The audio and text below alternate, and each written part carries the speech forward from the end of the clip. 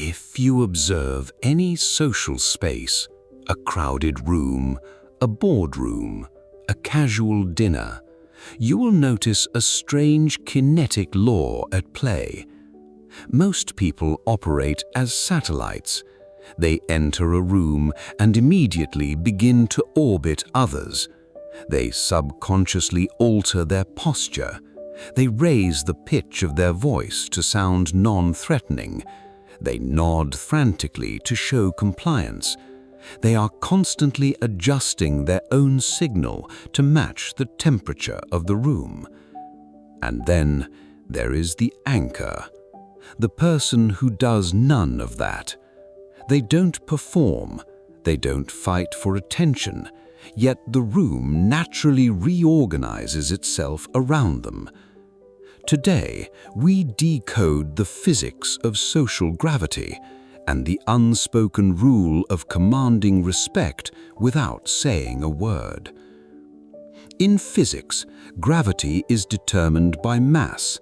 The larger the object, the more everything else is forced to pull toward it. In social psychology, mass is replaced by certainty. When a satellite enters a room, their frantic movement signals a lack of internal certainty. They are looking for cues on how to act, but an anchor carries their own climate with them. They do not adjust to the room, they force the room to adjust to them. Think about the last time you saw someone with a truly high-value presence. They didn't command attention by being loud or dominant. That is a low-status trap. True gravity is silent.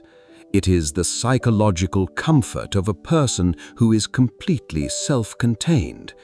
They don't need you to validate their existence. And because they don't need it, you instinctively give it to them. This brings us to the second pillar, the law of economy. High-status signals are always expensive, and in human behavior, expense is measured in restraint. Low-status signals are cheap and frequent. Think of nervous fidgeting, shifting weight, quick, jerky head movements, and worst of all, the instinct to immediately fill every silence with words. An anchor practices biophysical economy. Every movement is deliberate. When they turn to look at someone, their shoulders move with their head. They don't just offer a quick reactive glance. When they speak, they don't rush their words to prevent being interrupted. They speak with the quiet confidence that their words have value, and if a silence occurs, they let it sit. They don't rescue the interaction because they don't view silence as a failure. They view it as space. The ultimate test of an anchor is the non-reactive baseline. When social chaos happens, an awkward comment, a microaggression, a sudden shift in tension, the satellites immediately react.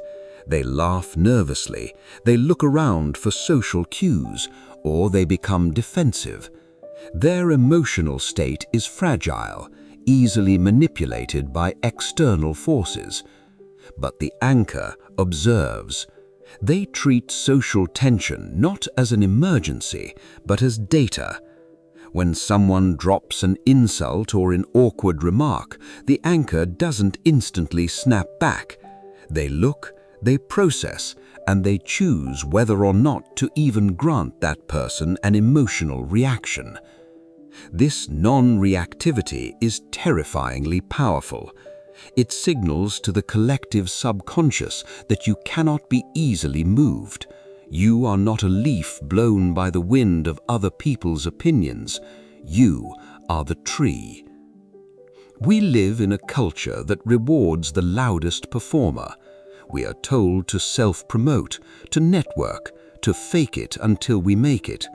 But the ultimate realization of magnetic social psychology is that the performance eventually has to end.